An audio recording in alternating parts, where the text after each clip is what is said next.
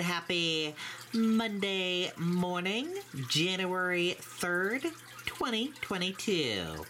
I'm Riley King. Welcome to this Monday morning edition of The Morning Show with Riley King. It's time to rise and shine and get this Monday off to a good start. So grab a good cup of coffee, sit back, relax, and enjoy this Monday morning edition of The Morning Show with Riley King, where we have a little bit of everything for you in this program.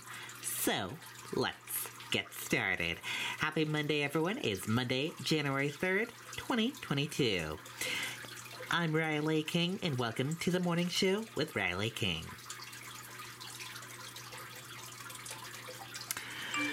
First up, yesterday on Sunday, massive cancellations on the final day of the holiday travel season was yesterday.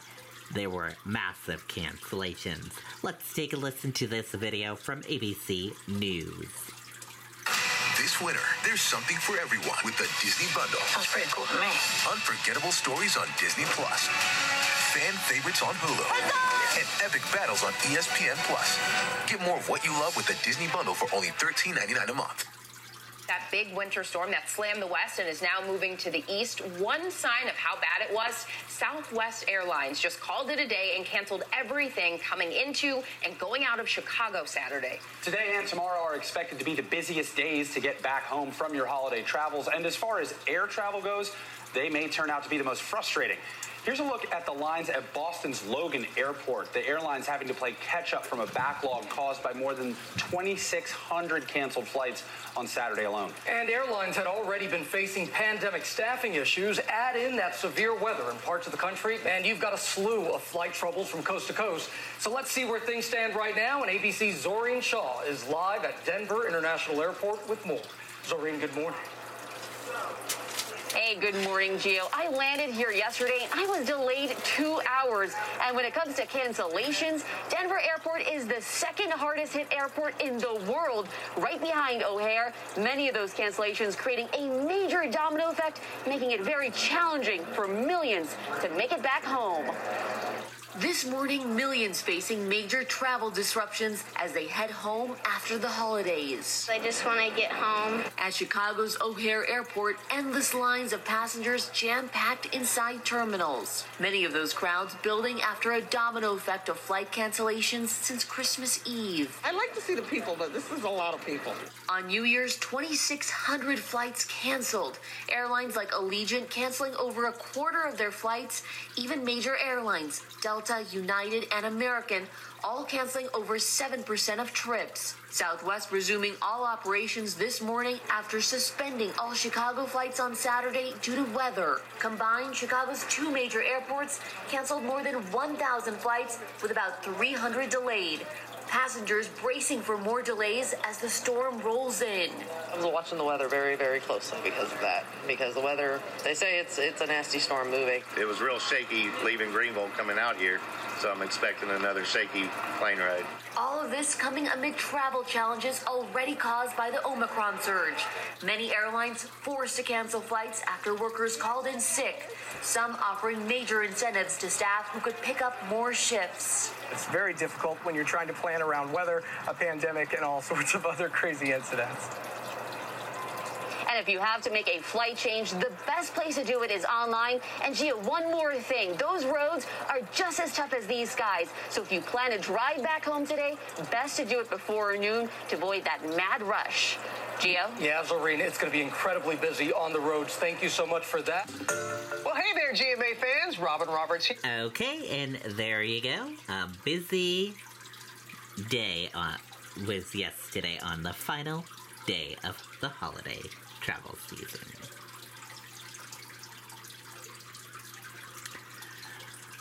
"21 people rescued in dramatic high-wire rescue in New Mexico." Let's take a listen to that video from ABC News. If sweat is your body's natural way of cooling itself down, And 2021 ended with a scare for 21 people leaving a mountaintop restaurant outside Albuquerque, New Mexico, as the trams carrying them down from the 10,300-foot Sandia Peak got stuck around 10 p.m. local time Friday. With the winter conditions harsh and the temperature well below freezing, crews worked through the night to free the 19 restaurant employees and 2 tram staffers, beginning 2022 with an unforgettable rescue. This morning, new video of that dramatic rescue scene in Albuquerque, New Mexico. Metro 1, Trevor, back en route to the tower number 2. 21 people stranded in 2 trams at Sandia Peak late Friday night. Extreme weather causing ice to form around the cables, leaving each tram stuck mid-air. Here you can see rescuers climbing to retrieve riders one by one. We had to cease operations due to the high winds and the icing. Overnight, we spoke to Colleen Elvidge, a passenger trapped on that tram in what she calls a terrifying experience. It's scary. It rocks. You know, everyone's kind of like, oh, my God.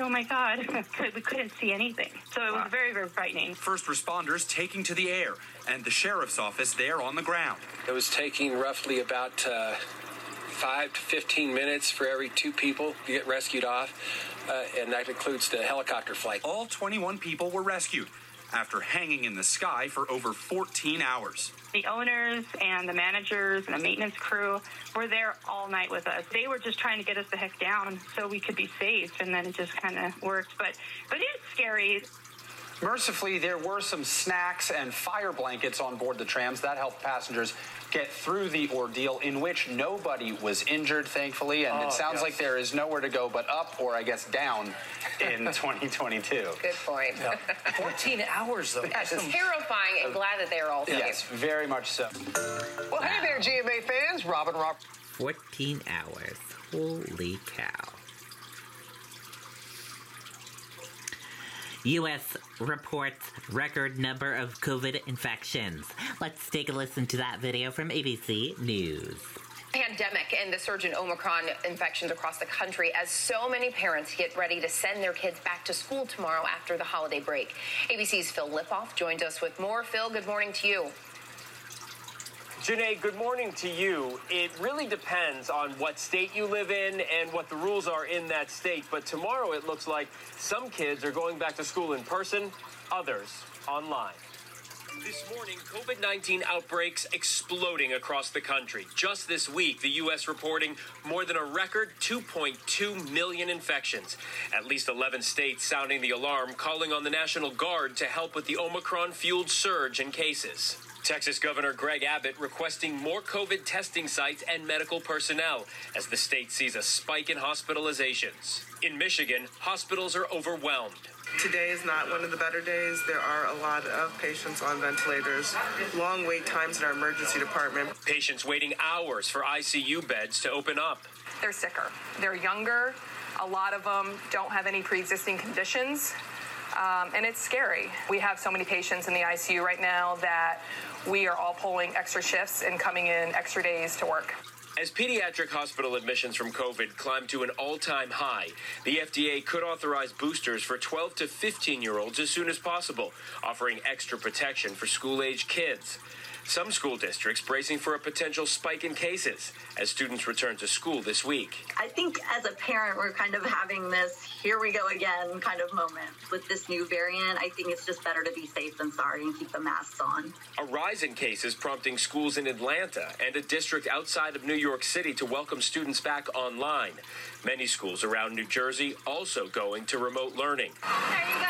In California, the Castro Valley Unified School District passing out COVID testing kits to parents so that all students can test before classes start on Monday. We want to make sure that everyone takes the test before they come to school, and so that if someone is symptomatic, that they can quarantine safely and we can keep the rest of the school community safe. All over the U.S., people waiting for testing in long lines. I've seen wait times up to 3 hours. This isn't just testing to be able to travel and be able to see family anymore. Now it's becoming testing in need because people are becoming infectious. Many Americans trying to get their hands on hard-to-find rapid test kits. In Connecticut, Governor Ned Lamont addressing the low supply and announcing a new shipment will be distributed. We have 426,000 rapid tests right here, and more to come. And this morning, a federal judge in Louisiana has ruled the Biden administration overstepped Congress in requiring that teachers in the federally funded Head Start program be vaccinated by January 31st. That same ruling said the government can also not require kids in that program 2 and older to wear masks indoors. Will? So much to unpack. Phil Lipoff, thank you. Well, hey there, GMA fans. Robin. Okay, there you go on that video and that report. 1 year after the attack on the U.S. Capitol. Let's take a listen to that video from ABC News. Our favorite characters take us places. Here we go. Beyond our imaginations. But there's only one place to experience it all. Disney Plus. To politics now, and that impending anniversary of the January 6th Capitol riot, the assault on the legislative branch of the U.S. government leading to hundreds of court cases and a congressional probe. ABC's Mary Alice Parks has a look at where these investigations stand nearly a year later.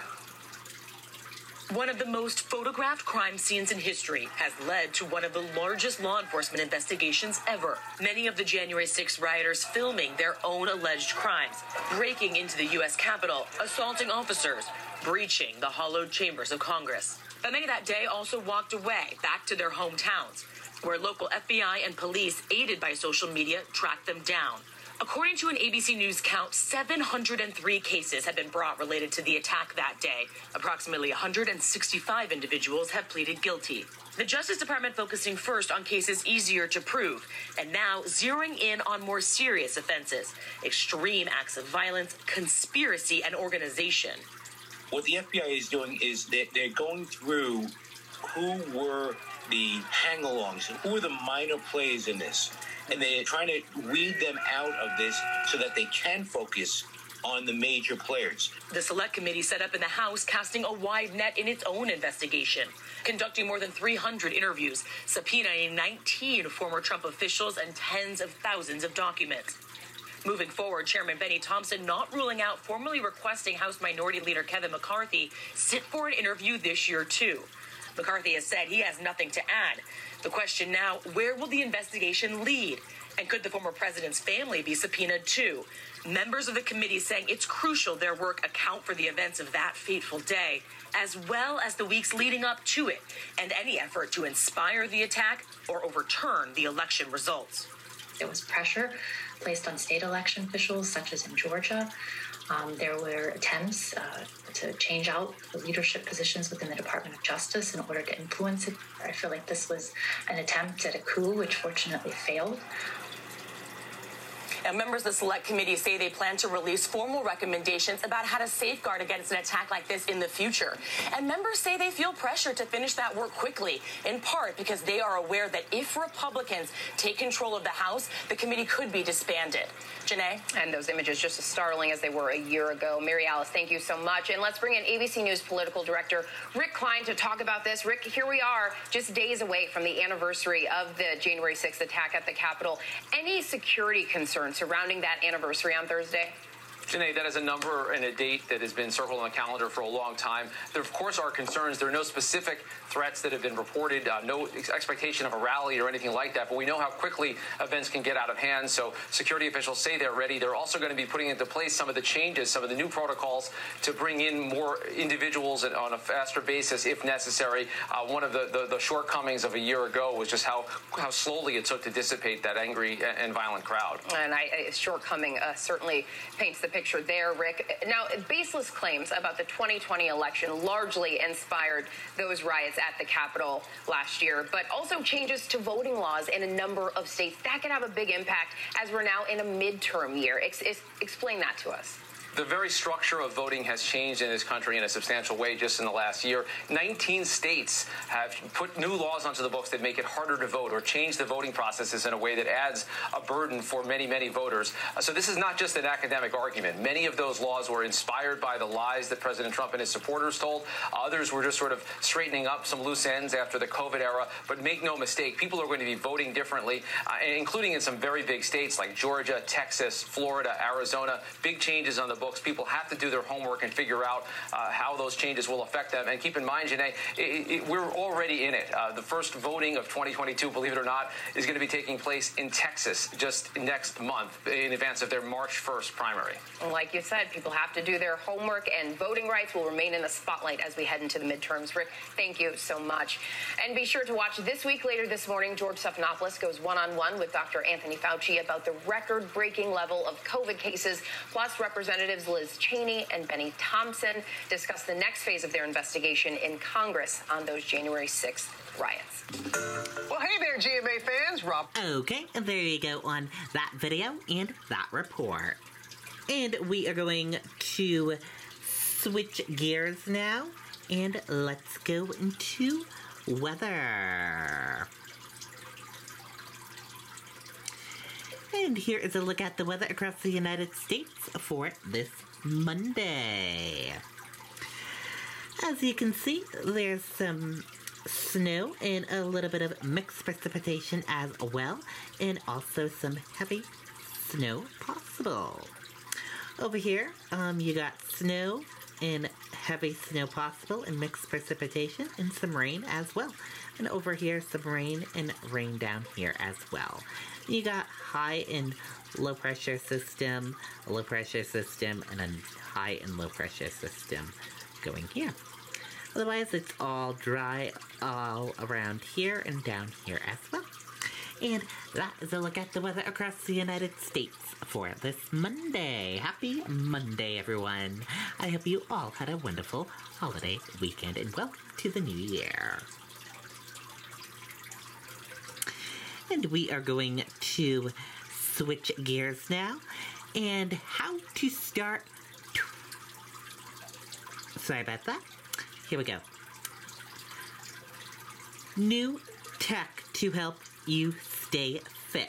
Let's take a look at that video right now.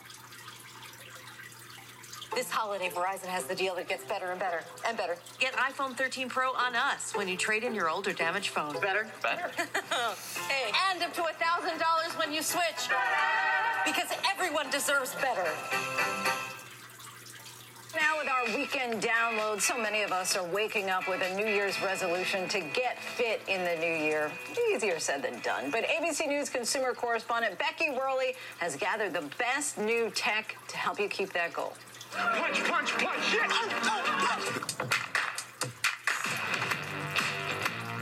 2021 forced us to rethink exercise. From the explosive growth of at-home workout options to masked sports to the rise of walking outside. So let's talk about walking. It's having a moment.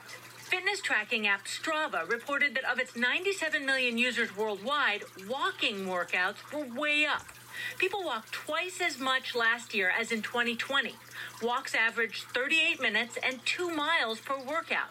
Orthopedist Kevin Stone, whose new book about athletic longevity called Play Forever, says it's good news if this continues in 2022. Now, for the iron pumping set, when COVID restrictions eased and gyms opened or moved outdoors, gym rats across America rejoiced. But the new trend in 2022, hybrid workouts, an online subscription service that goes with your physical gym membership. It's really kind of genius. The best of both worlds. The final big trend of 2022, tracking recovery as much as we track miles and calories burned. But the wearable that I became obsessed with this year is the Oura Ring. Yes, it tracks my activity, but where it really shines is in the dark. Oura focuses on sleep. It tells me how much muscle-building deep sleep I racked up and how much brain-boosting REM sleep I got. Plus, it shows me metrics like heart rate and heart rate variability, which may be windows into cardiovascular recovery. You recover both mentally in deep sleep, but your body recovers as well. And so We think the benefits of sleep are pervasive all over your physique, your muscle building, your recovery, and your mental energy as well. Resting. My favorite exercise trend of 2022. For Good Morning America, Becky Worley, ABC News, Oakland, California. New tech to help you get motivated. Awesome. Thanks so much for that, Becky. Well, hey there, GMA fans. Robin. Okay, and there you go. Cool, cool, cool.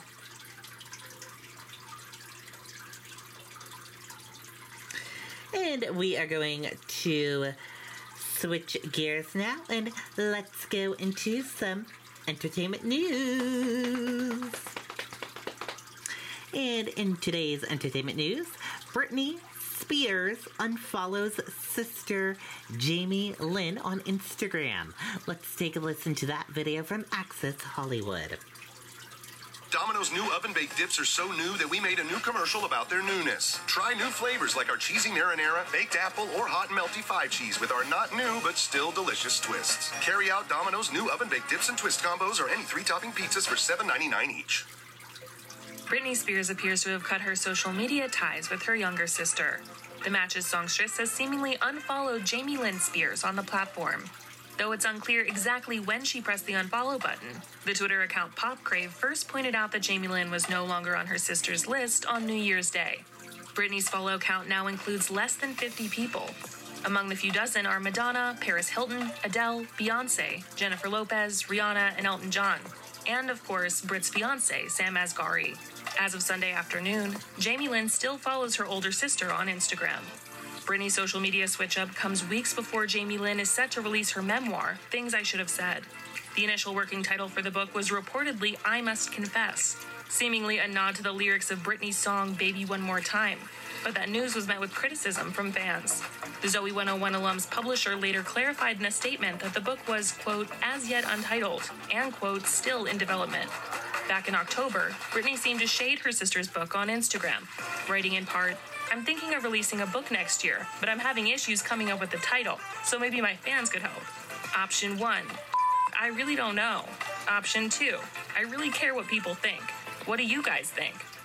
The Slumber Party singer, whose conservatorship was officially terminated in October, has been increasingly outspoken about her family on social media.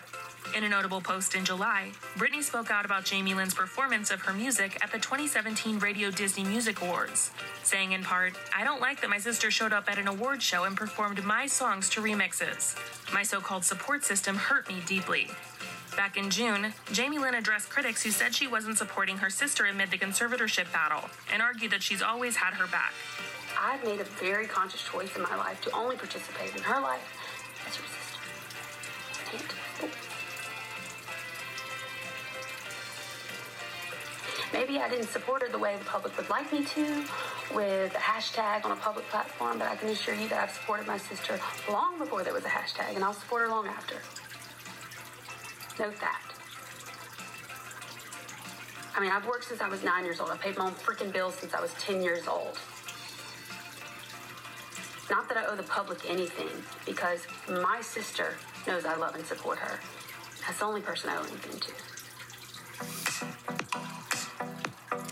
Okay, and there you go on that video and that report, and that does it for this Monday morning edition of The Morning Show with Riley King. Thank you for tuning in and watching. Have a great rest of your day, and see you back here tomorrow for another edition of The Morning Show with Riley King. Bye now.